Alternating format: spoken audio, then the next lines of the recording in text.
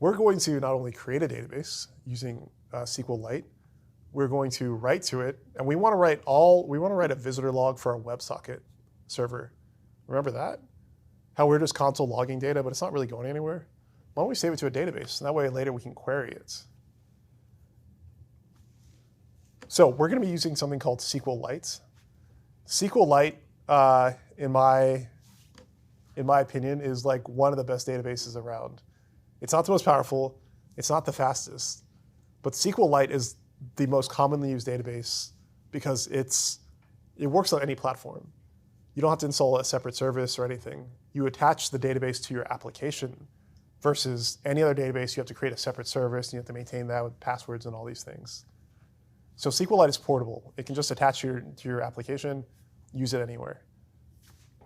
That's why we're going to use it today. If we use something like MySQL, we have to set up MySQL and then we have to set up a password and it'll be a whole thing. We don't want to go there today. So we're going to use SQLite.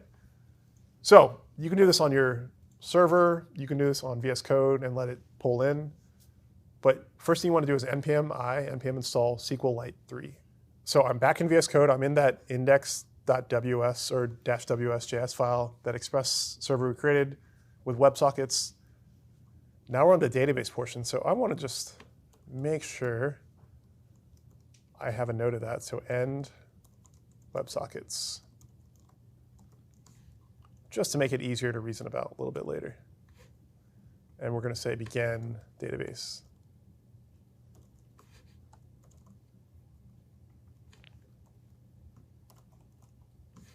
Then I want to make sure I have SQLite installed because, you know, I always make this mistake. So npm I SQLite 3.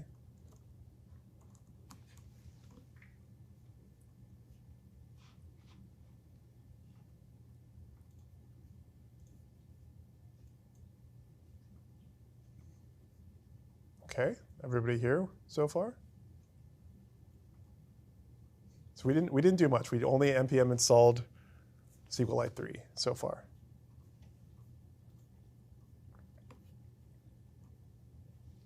All right, and I will show you how easy it is to use this database versus, well, you won't know about the other ones because we're not going to go into MySQL or Redis or anything like that.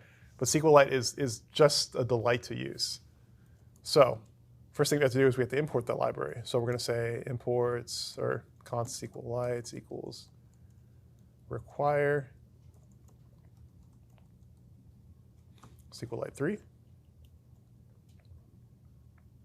And we're just going to set up a new database. So we're going to say const, say db equals new SQLite database, and it's a database. And for this one, we're going to put it in memory. So we just say :memory, :.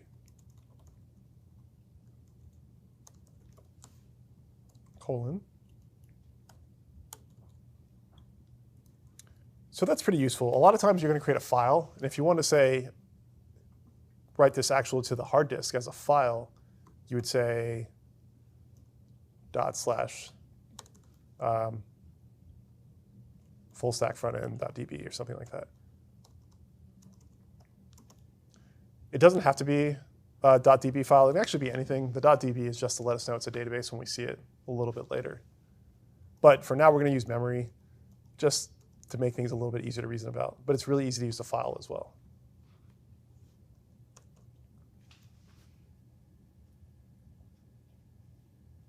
Okay, yes? Because we're doing it in memory, whenever we restart the server, the database will be from scratch. It'll be gone. That's correct. Yeah. And you're saying, hey, for writing things to memory, why don't we just use a POJO, a plain old JavaScript object to save memory? Yeah, you can do that too. The challenge with that is the database will be easy to query because we're saving things in a structured way. You could do the same thing with say like a map or a set in JavaScript and make it really structured. But the amount of code it'd take to get that structure down right, it's just easier to write a database in this case. But yes, when you write things in memory, it's going to be the fastest way of doing things, but it'll be gone whenever we restart the server. Good call out. So next thing we want to do is we actually need to set up a table. And we're going to set up a table every time the server starts again because it's all written in memory. So we don't have to do any checks if the table exists. So we're going to say db.serialize. That's just a function. going to close it off here.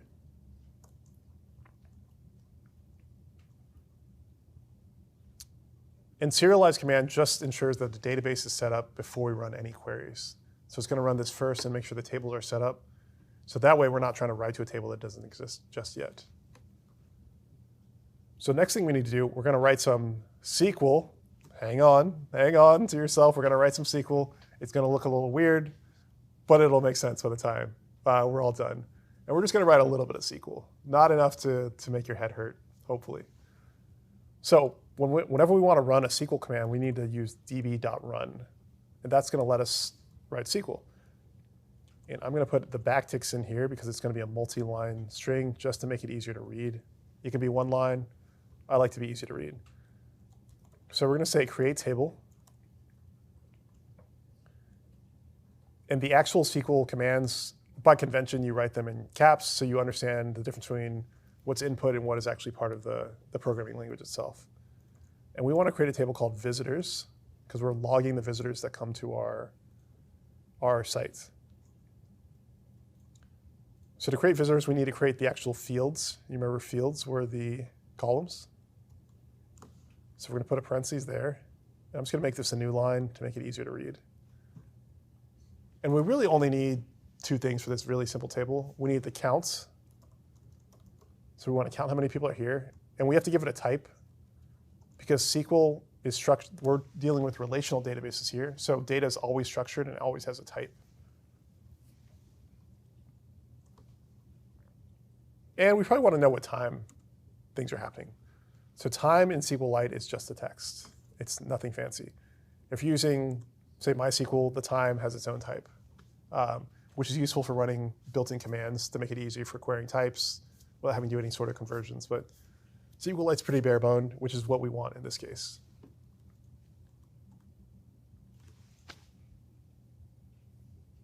Yeah, question? Could we also use time like a Unix timestamp or the JavaScript now command that would give us like an integer value of time? Yeah. However, SQLite has that built into it. So we can just say now, and it will write it in time as a text format, which is pretty handy. But yeah, you can use JavaScript now, et cetera. But databases almost always have their own way of dealing with time because anybody who's ever had to deal with like leap years or what's it called, like leap seconds, all these like nuances or my mind is blanking on time zones. Time zones is like a really hard problem in computer science because like I wrote to a database at 5 o'clock on Eastern time, but I'm reading it as the server is written in I'm in California reading it. What time did the thing actually happen? The time when it was written, or the place where the server is at, or the place where I'm at? It's a whole hard problem. Google has an entire engineering team dedicated to just dealing with time because it's that hard of a problem. And most people just use UTC. And that's what probably we should all use, but everybody's got to have their own time zone now. That's a whole different topic. So we have this command to create a table, and it's going to have two columns, count and integer, or count and time. And the serialize is just going to make sure our database is set up before any queries are ready to go. So now I'm going to create a shorthand function so I don't have to repeat my SQL queries over and over. I'm going to call it getCounts. And this will just query my visitor table to let me get the counts. That way I don't have to rewrite select star from visitors, et cetera. So we're going to use that db command again. This time we're going to say each because we're trying to get the output of every single row. We want to count that together. And I want to know how many visitors were on at every single time interval that we specify. So we're going to say db each, which is going to say every row do something. So db each, and we're going to write oops, not a function, old habit. We're going to write a basic query here. So we're going to say select star from visitors. Remember, select star is just that wildcard. Give me every single field in that row. I don't know why I capitalized visitors. Visitors.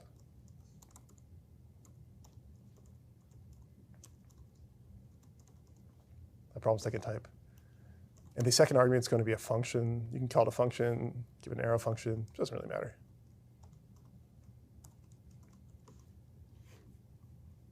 And the first argument is going to be error. We don't really have to deal with that too much. But really, what we really want is the row.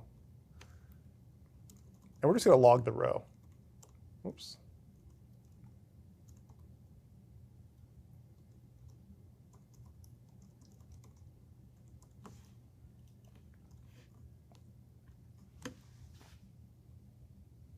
Yeah, not bad. And this saves us from having to write the SQL query every single time. We just wrap it in a function.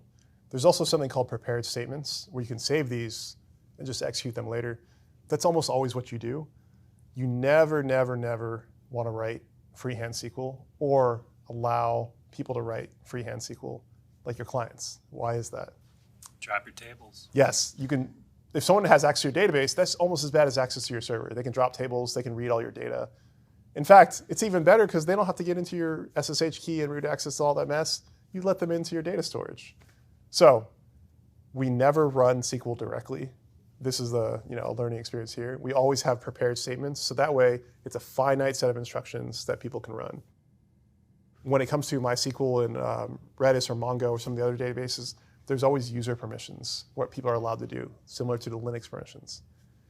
But SQLite has none of that because we don't need to go that far. It's a simple example. And that's why it's the best database, because it's really, really simple. But in real life, database security is very, very, very, very important. The last command we're going to run is, we're going to call this one shutdown DB.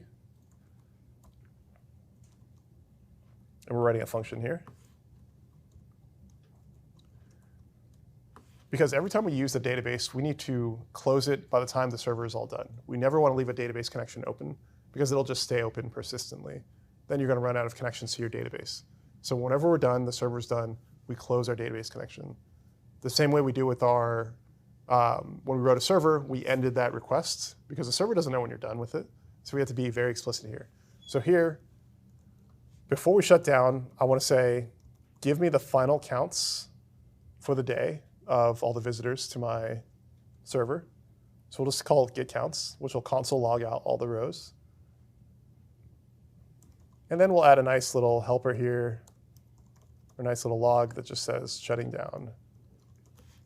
Oops. DB. And then we just call db.close. But when do we call shutdown DB? You see, it's because there's syntax highlighting it saying, hey, you wrote this function, you never call it. What we need to do is we need to catch the interrupt signal. So that's the control C, is known as a signal interrupt through our process. And you'll see it called a sigint. And we just need to catch that and then call shutdown command on that. Other than that, the server doesn't know when it's getting killed because it just stops. That'd be kind of ridiculous if it's like, hey, you need to stop, and the server's like, well, I'm not done yet, let me finish my thing, because that would be annoying, because if you're trying to kill a server, you want it to be done. So we need to catch that signal interrupts before anything happens, and right when we're unloading the server, we want to dump the information we need. So we're going to do that with what's called a listener, and we talked a bit about listeners. But on this one, we're going to use a process listener. So we're going to put it right here. We can say process.on.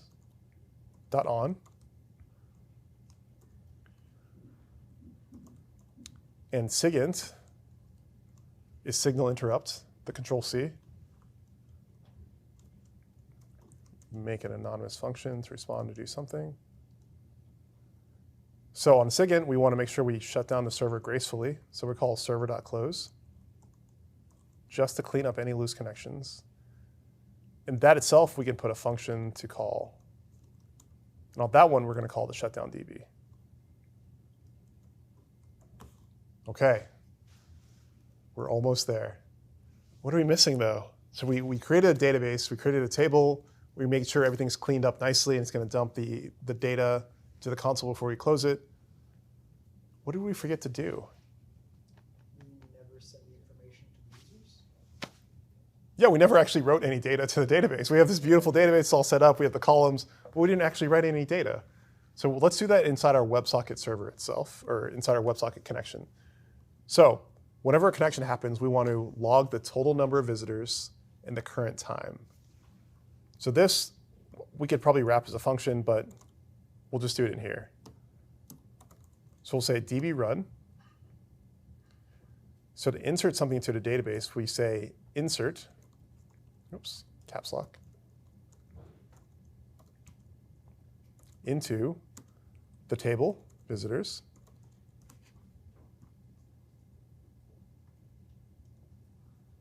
And we're going to insert these two columns, fields, count and time.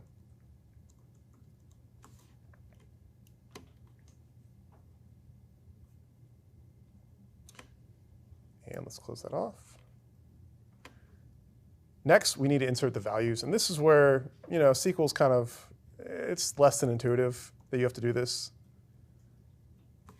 Oops, make this multi-line. Let's make it a little easier. So we're inserting to the count and time. So we have to call values as the actual things we're inserting into. And the values are the total number of clients, so that counts. And we save that to a variable up here. So this is called num clients.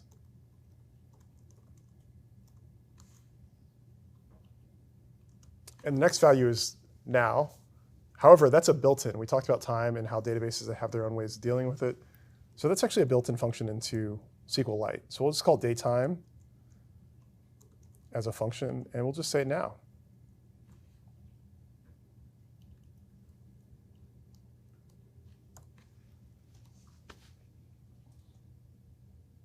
Since datetime is a built-in function, should that be capitalized, or is it particularly, is all caps specifically for things that are immediately related to tables? Yeah, the all caps is generally convention. You don't have to do it, but it's just for the SQL commands because it makes it a lot easier to read.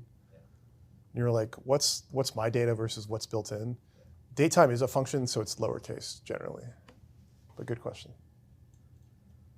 So now, the moment of truth. Does this all work? I don't know. We'll see where we made a mistake or where I made a mistake somewhere along the way. So let's fire this up. We say node index WS. No errors so far. We're going to jump back to my website, but we're on localhost. Something went wrong. It just crashed. Let's find out. A syntax error. Error 1 SQLite error near time. Where is time? Possible error line 56 in the chat is reported. Line 56. Serialize run. Visitors. Right. Looks right. Yeah. You mean 36? Oh. It's the little things that'll get you. Forgot a comma. I knew it's always something. That's why we do this together and we do it live. Before you go back and check it, check line 66 also. 66. Yeah. Visitors use an I after the S. Visitors. Oh.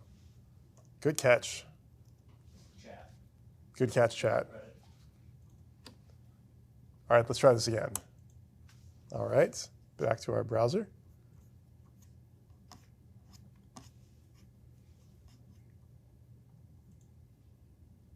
All right, well, it didn't crash this time, so that's good. Let me open another window. Why did it crash there? That's a new one. So it worked the first time. It didn't work the second time, so there must be another error.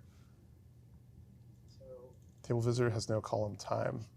if we crash the server ungracefully, we need to remake the table because we didn't delete it properly.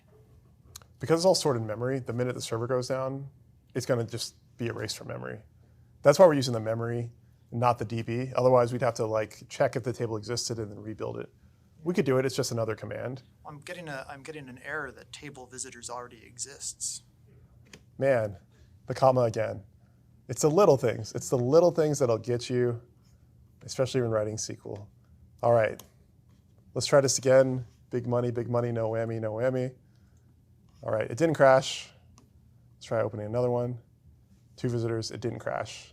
Okay, so I'm already doing better than I did before. So let's go ahead and stop that server and see if we actually wrote anything to the database. So I'm going to open VS Code again. Control-C is going to give it a signal interrupt. Oh, I did something wrong here because the signal int isn't working. Max listeners event leak. So there's a memory leak somewhere. That means I didn't close something properly. Let me double check. So let me add maybe a log in here.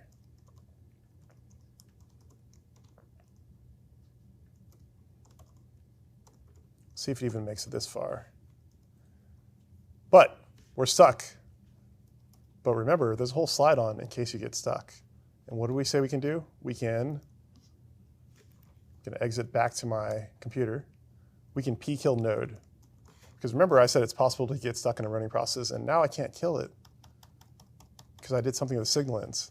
But I'm going to say p-kill node, which terminated my server.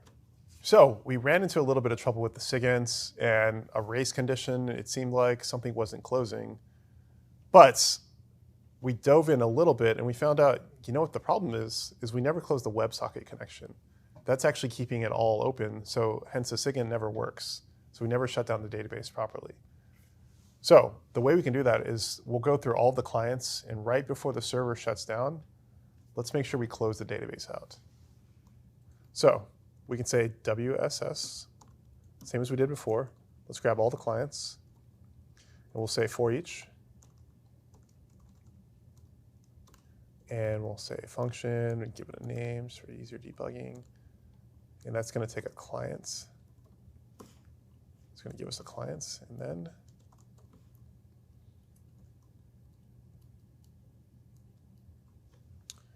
so next, we just call client.close. So what this does is when we kill the server with the SIGINT, Control-C, we're going to go through every single WebSocket connection, and we're going to close it, and then we're going to close the server, and then we're going to shut down the database. So let's see if that worked. And we'll open up our browser again. We'll write a few times, maybe a few more.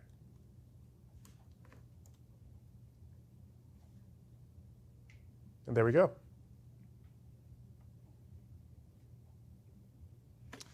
So it's tricky. Once you start catching signals and doing things like that, you have to think really carefully about what's going on. So in this case, we had 3 open connections. So we had 3 types of open connections. We had the WebSocket connection that was open to all the clients. We had the server connection that was open. And we had the database connection. And to shut down properly and cleanly, we had to run all of those. So that was a fun debugging experience, a little bit tricky. It's the edge cases you have to look out for. So now we have our WebSocket server. We're logging into the database. We have a database as well. Let's go ahead and commit all that to our website. So I'm going to run git status as I do to see what's going on. Git add, git commits, -am, add database logging. And we'll just git push. And because our cron job is running on a server, it will pull it down and we'll have a database now running on our application. Really easy. And that's why I love SQLite, is we don't have to install anything other than the SQLite library. It doesn't require its own servers to bring up, to start and stop. We do that all from the application itself. It's pretty cool. If you ever work with databases, you know kind of what a pain they are. And this is so much easier. So we did it. We installed SQLite, we set up a database, we set up the table, the columns, and then on connection, we saved the visitor count. 3 simple instructions, but it turns out it was a little bit more complicated than we thought. And there's a link to the slides, the fully working example if you need. And if you want to play with MySQL, MySQL.js is probably the default if you want to get really complicated. But you know, depending on how this went for you, you may not want to touch SQL again for a long time. I don't blame you. It's for some people. It's not for others.